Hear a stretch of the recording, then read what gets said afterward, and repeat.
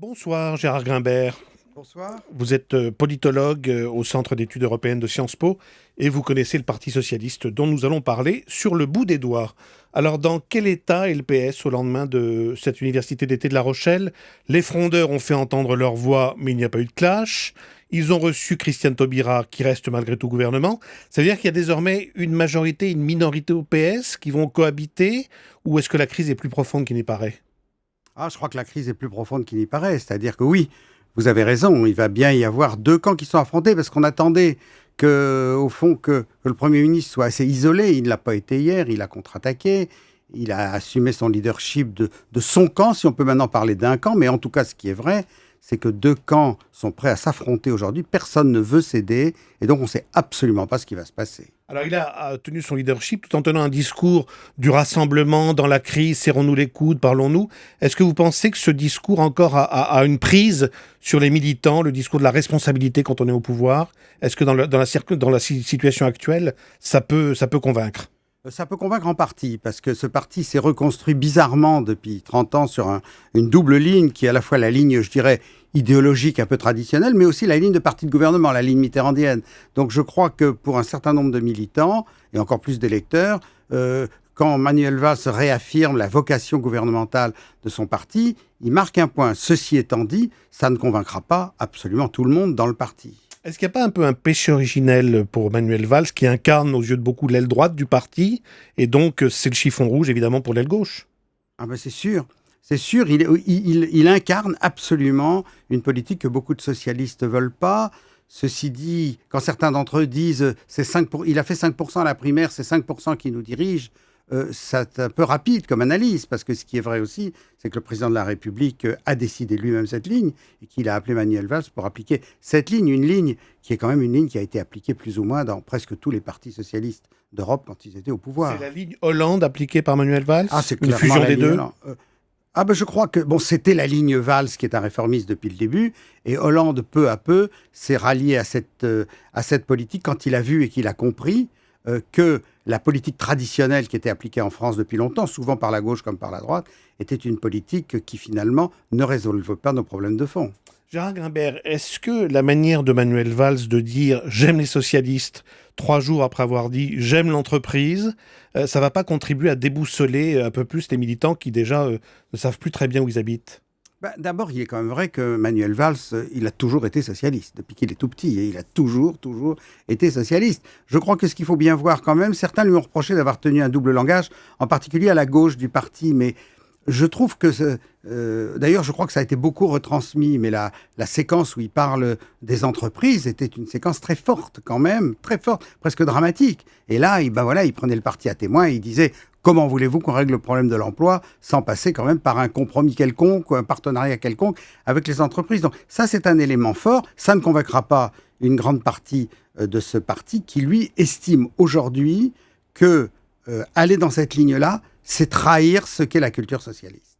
Mais est-ce que c'est pas un peu, ça va pas apparaître un peu comme de la com, cette succession de «j'aime les uns, j'aime les autres»?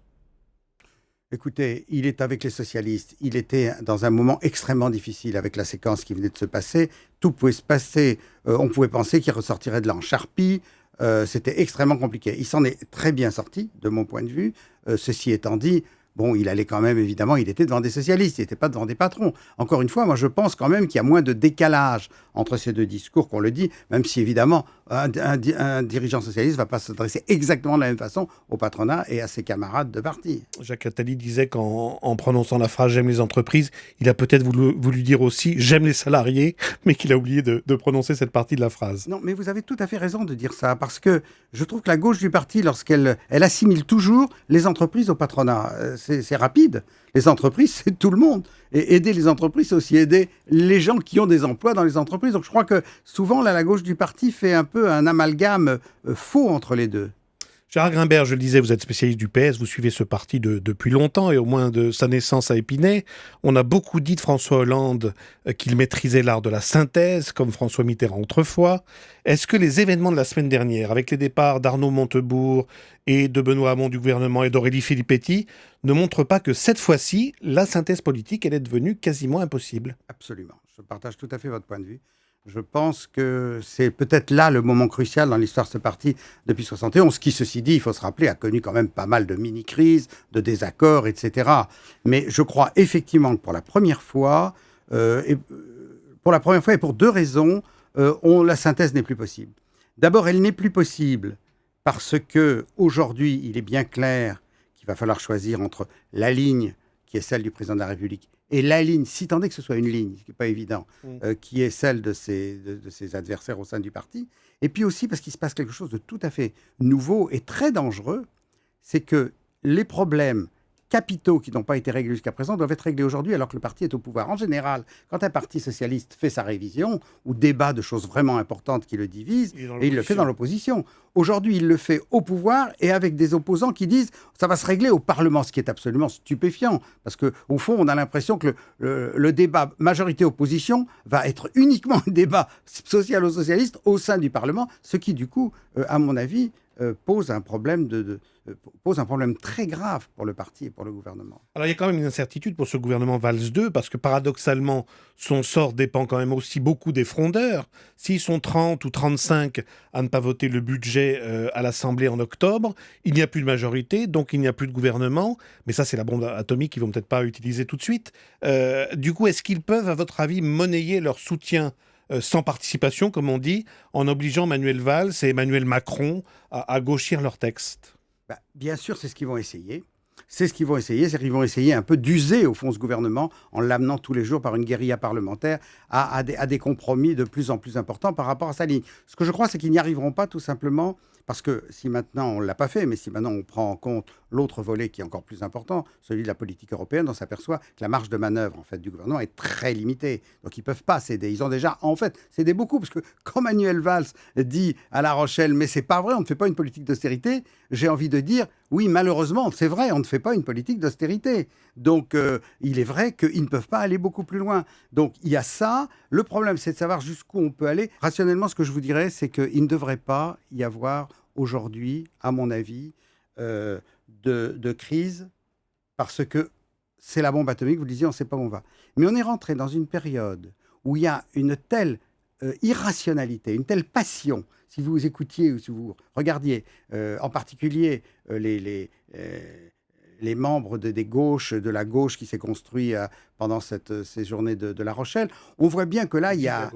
Vive la gauche. On voit là qu'on est rentré un peu dans l'irrationalité. Ils se considèrent presque comme des adversaires. Tout peut arriver. Alors justement, dernière question. Est-ce qu'on peut imaginer que François Hollande soit tenté par, je dirais, un scénario du pire, c'est-à-dire chute du gouvernement, dissolution dans la foulée, cohabitation forcée sans doute avec l'UMP, voire avec le Front National, puisque Marine Le Pen en a émis l'hypothèse, et puis en 2017, le pari d'une nouvelle alternance et d'une gauche un peu convalescente qui reviendrait pour 5 ans. Vous imaginez ça? On est dans la boule de cristal, là, Gérard Grimbert. Bien sûr.